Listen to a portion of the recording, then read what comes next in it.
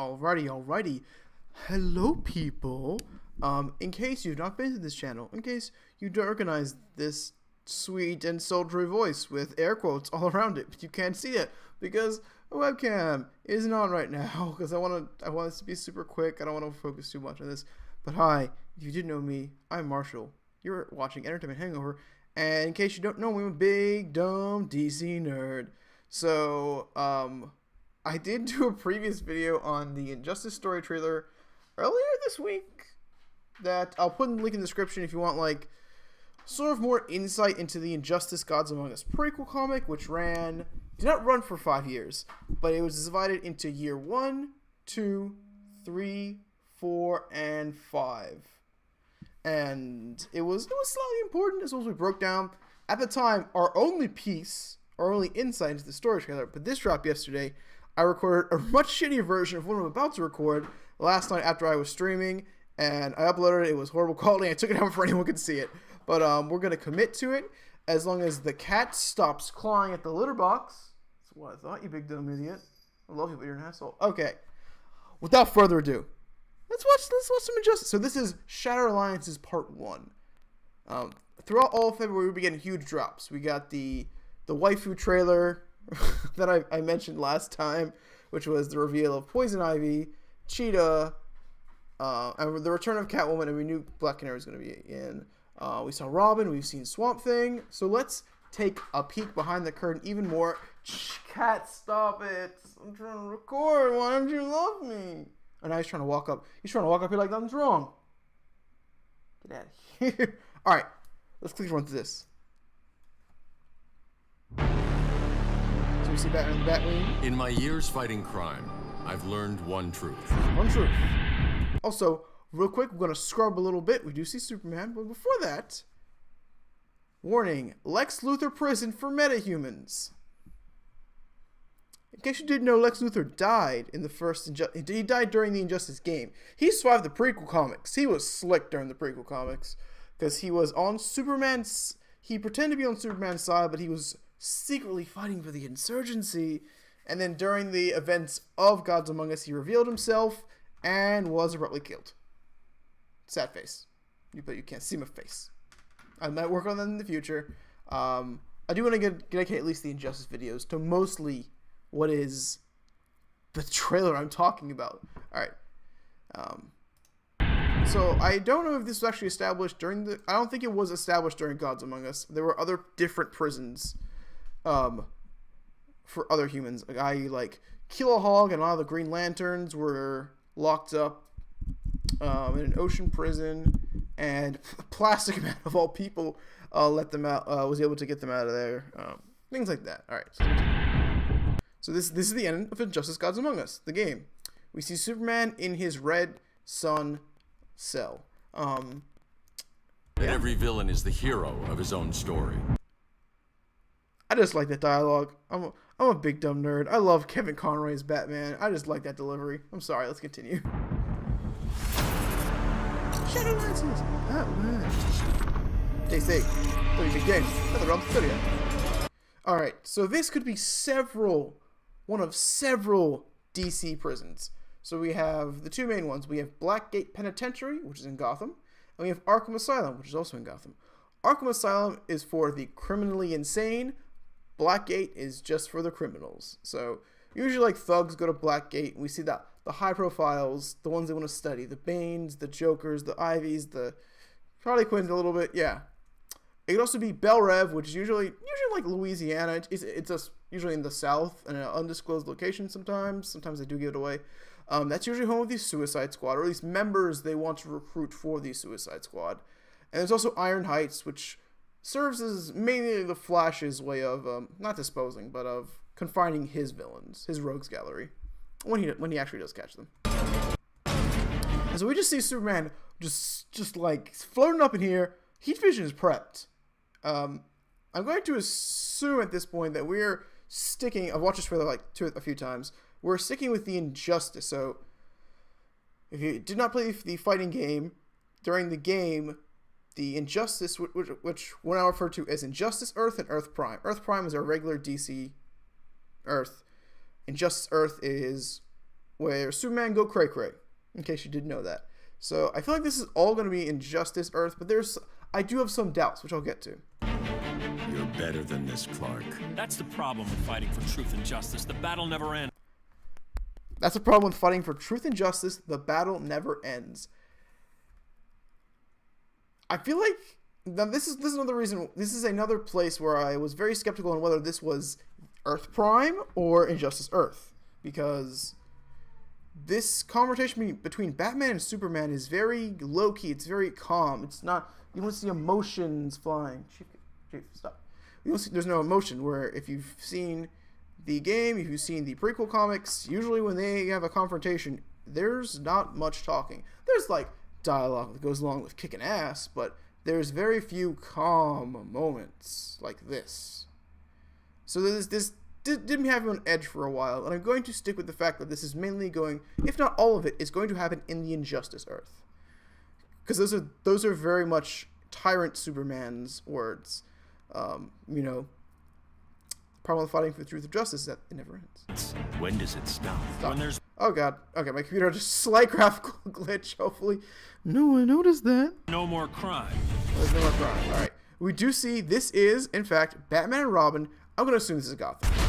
They're obviously we can have Batman with the yellow cape, with the yellow cape underside. That is definitely Robin, and we see a bit of Superman getting geared up. So we see that the gear system that is kind of the basis of Injustice will extend to what looks like the story. So we can kind of tell this definitely has vibes of an in-game, in-story engine cutscene. You're at war with these. All right, we get a good look at Damian Robin without the hood on. He says, "We are at war with these animals." So we know that between Injustice Gods Among Us, the end of the fighting game, and the beginning of Injustice 2, there's a few years in between, which will be covered. Tom Taylor is returning to helm the Injustice 2 prequel comic. I'm happy to see Tom Taylor return. He did great with the first. I think he dropped halfway through year 3. I could be wrong. I will double check for future videos, because I don't get to talk about DC nerd stuff much in personal life and professional, so I do enjoy making these videos.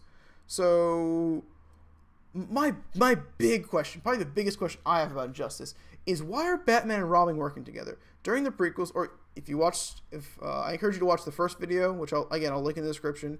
But as a child, Damian, accidentally, but still killed Dick Grayson, or at least caused the death of Dick Grayson. And him and Batman, well, I should say more Batman, immediately pushed Damian away and didn't want anything to do with him anymore. And that's how Damian ended up becoming Nightwing, siding with the regime, so on and so forth. And we see, the older Damian. So that's one question, one big one I have. This kind of made me doubt, is this Injustice Earth, is this Earth Prime?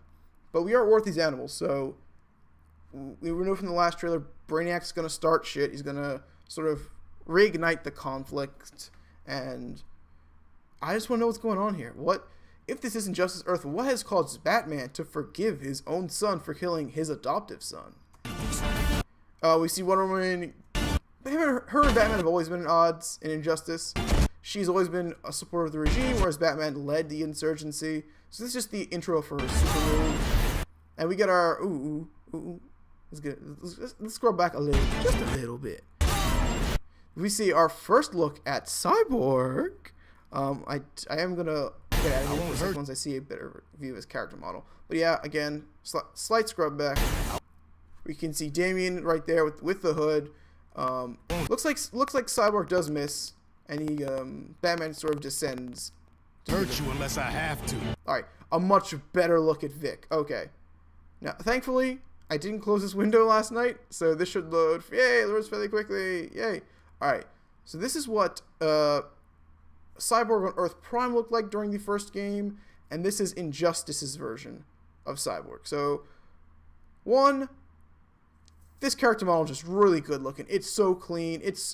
I'm just a real big fan of it, to be honest. And it has elements of both.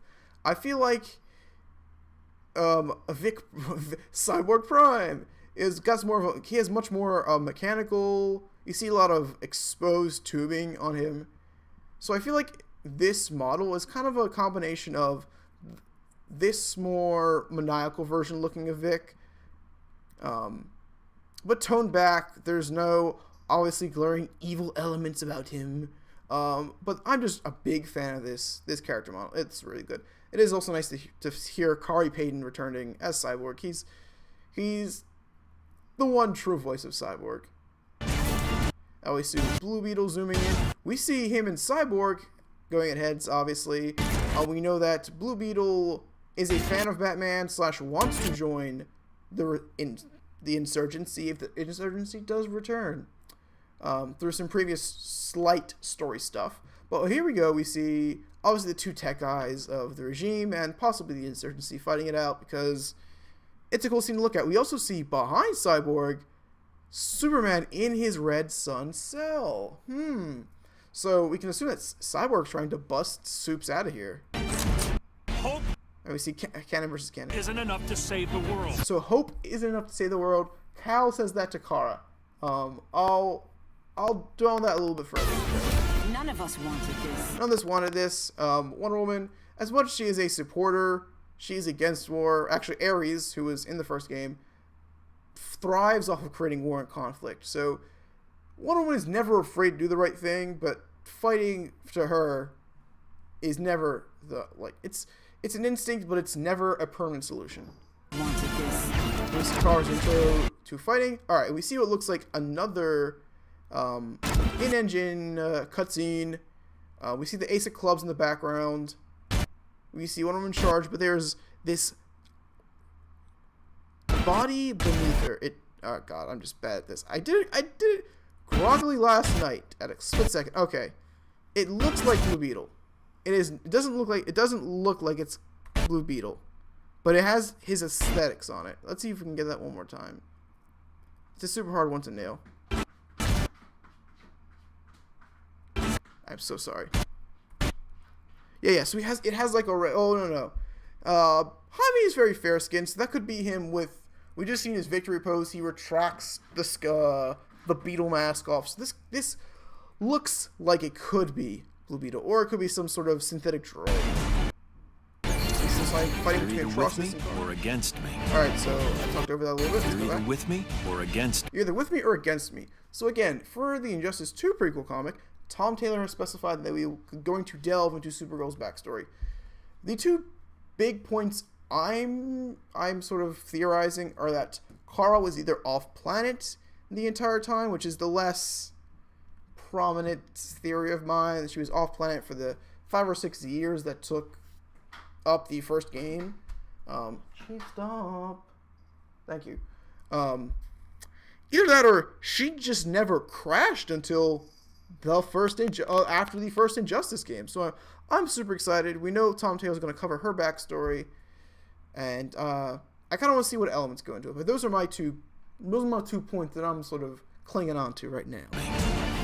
Because there's no way she could have been around for the first game and the prequels and not choose a side. Fighting. We both knew it had come to this. Was only a matter of time. I'll try to make it painless. Okay, so what we see right here is Superman's victory pose after winning a fight.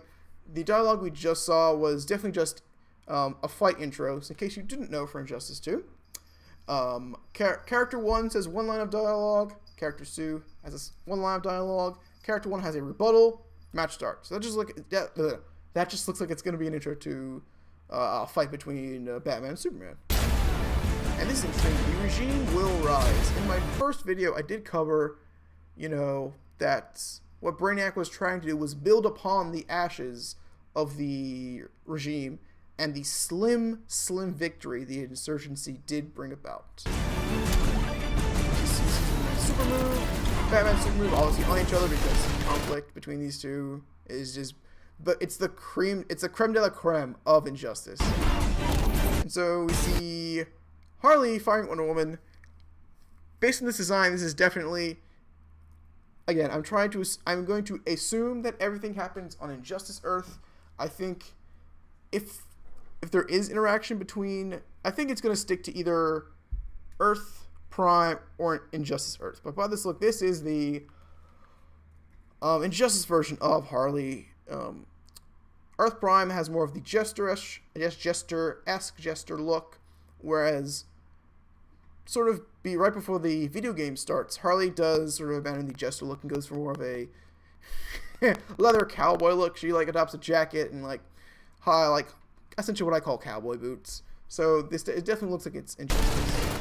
Looking at Wonder Woman, in game as well. All right, see Cyborg hit with his super move and execute it. So if you didn't know, Vic's body, the technological half at least, was based off of the designs of the Mother Box, which is a piece of alien technology that allows one to transport or teleport anywhere in the universe. So it looks like Vic creates a boom tube, which is what the Mother Box creates, uses his sonic cannon to push an opponent through the boom tube, and this is, I just missed the capture. There we go. This is definitely Apocalypse. We see what looks like to be parademons flying around. We see a big old image of Darkseid in the background. It's definitely Apocalypse. See more of Bat Soup flying it out. Bam! And Justice too. Every battle defines you. So, like I said, hopefully next week we're gonna get some more insight into this. Yes, Darkseid, you can pre-order to get him. I'm still questioning a pre-order. I might. I'm definitely getting this game, but a pre-order for me tends to be questionable. There we go.